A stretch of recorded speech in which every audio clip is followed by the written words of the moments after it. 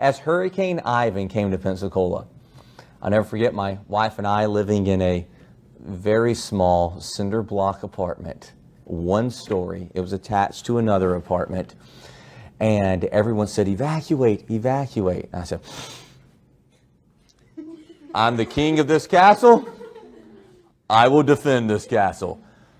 I don't know what I was going to do if the roof blew off. It's not like I could hang on to it.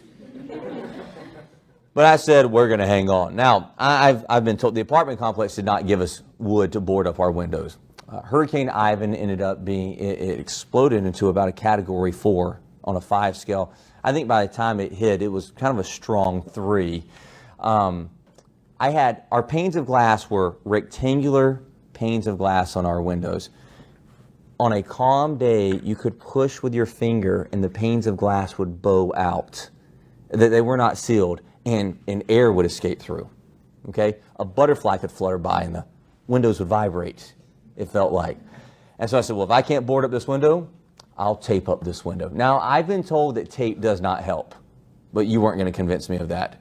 I got packaging tape, and I must have put an inch thick of tape on those windows. I'm the king of the castle. The knight. I will protect my queen. All right? Now, we didn't have any little princesses running around at the time. Okay, kids. So we felt a little bit safer in doing this. And it came ashore September 2004. And it came ashore at night. Hurricane Ivan did.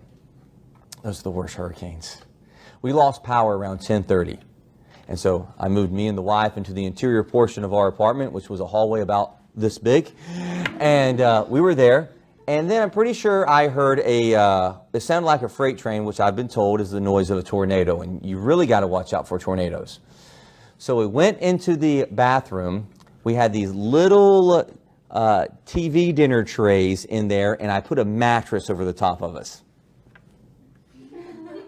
Yeah. So, and I closed the door, and the cat jumped in the bathtub, and this is what the cat did. And I was in the bathroom, and this is what I was doing. In all seriousness, I thought we were going to die. I had not experienced wind like that before. As those wind bands came through, they would rattle the windows. I went and got our mattress off our bed. We had a guest mattress that we put over us in the bathroom. Put our mattress up against the living room windows and slid the couch up to it. And as those wind bands came through, those windows would shake. And I would just close my eyes and wince in anticipation of the windows blowing. And it got to the point to where I was almost praying, Lord, just let the windows blow out. I can't take this anymore. And then I started hearing plastic flapping, which told me that the windows were blown out. And we had covered many things. And of course, now wind can get in and lift the roof off. I remember I fell asleep around 5:57 that morning. Okay, 10:30 the power went off. I was awake during all this. I think my wife got a little bit of sleep. 5:57 at 6 o'clock, our phone rang. I fell asleep at 5:57. I had 180 seconds of sleep. It was a family member, I believe my sister-in-law, checking in on us, and then I called my mom called. We still had a landline.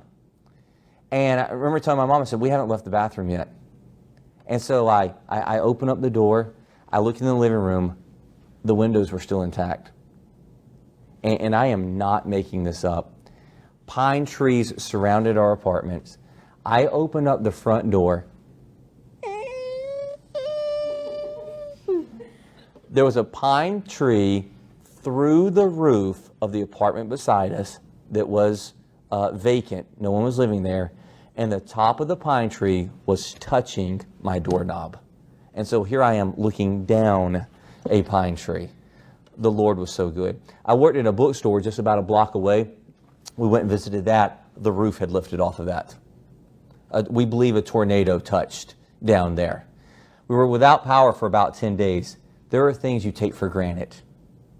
Ice, air conditioning, hot water heater. While it was 200 degrees in my apartment, it was minus 200 degrees in the shower because there's no hot water.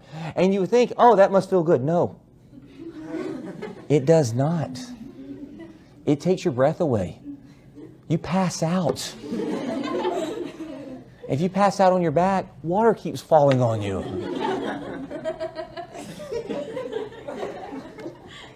What you do is you'll drive home and you're looking for street lights. Please let street lights be on, which told you that your power was on.